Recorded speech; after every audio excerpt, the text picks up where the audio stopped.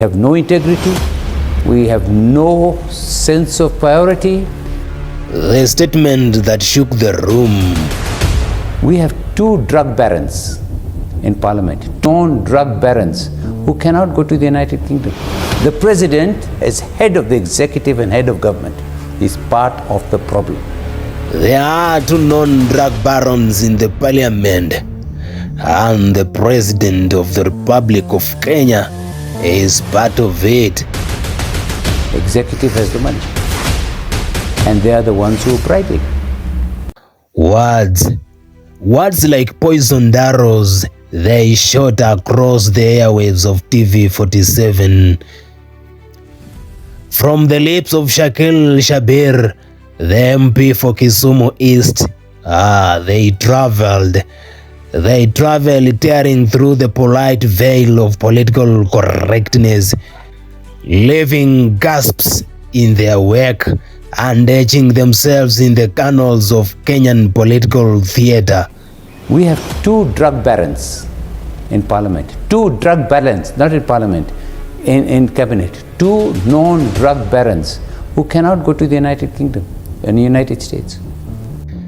Kenya has had many accusations before, but few have been fired so directly in prime time. In parliament, two drug barons, not in parliament, in cabinet, two known drug barons.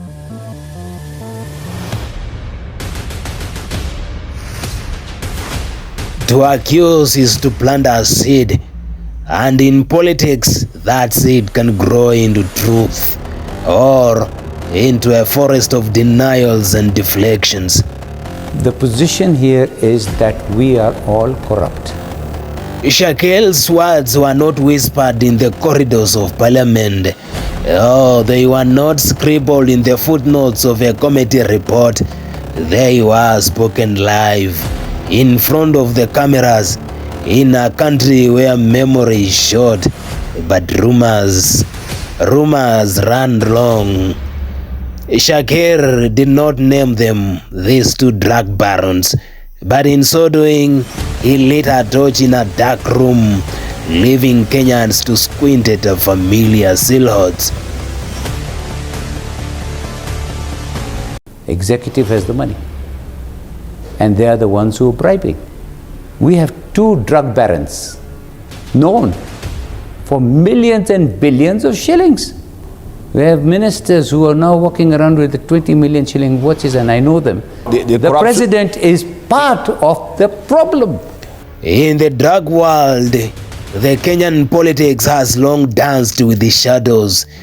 This is not the first time the halls of power have been accused of smelling faintly of cocaine. We remember 2004 when the name Harun Mwau, the former Kilome MP and the assistant minister, was whispered alongside narcotics shipments. He denied it, and the law never proved otherwise. But Washington's sanctions and the DEA's interest, it ensured that his name was written in bold ink in the drug war chronicles. You cannot start crying wolf or fox when you know where it's coming from. If you really want to do this, I don't know if you have forgotten the Akasha brothers, Baghdad and Ibrahim. Their empire stretching from the quiet beaches of Mombasa to the underworld corridors of the New York. Their trial in a distant American court was a grim documentary on how Kenya's sports, police, and politics had become open gates to poison. It is the president who does that with Felix Kosgei. It is Defki who is a partner of the president. Because it's the president himself who does it, he decides from who at what price. And they pocketed billions of shillings. Clear examples. Conflict of interest bill. I want you to guess what will happen when power and powder meet. In Kenya, the drug war is not fought in the streets, oh no. It is fought in offices with the mahogany desks and bulletproof glasses. The true cartels wear suits. They speak in English and Kiswahili polished in private schools, and they move their merchandise not in dingy alleys, but in containers labeled as furniture and cooking oil. What happens? Senate goes and water it down. Tore it up. And to Shakeel's statement, I think it is a dangerous one because it suggests something bolder, that the country's supreme political office is not a wall against the drug trade, that perhaps it is a window. Executive has the money, and they are the ones who are bribing. The governors have the money, they are the ones who are bribing. We have two drug barons in parliament, two drug barons, not in parliament, in cabinet, two known drug barons who cannot go to the United Kingdom and the United States.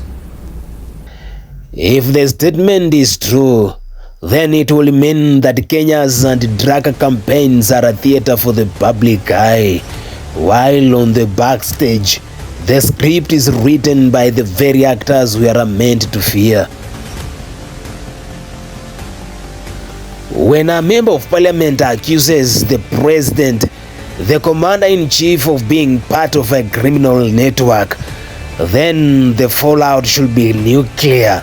The parliament should thunder, and investigative agencies should sprint, and the media should roar. The president is part of the problem.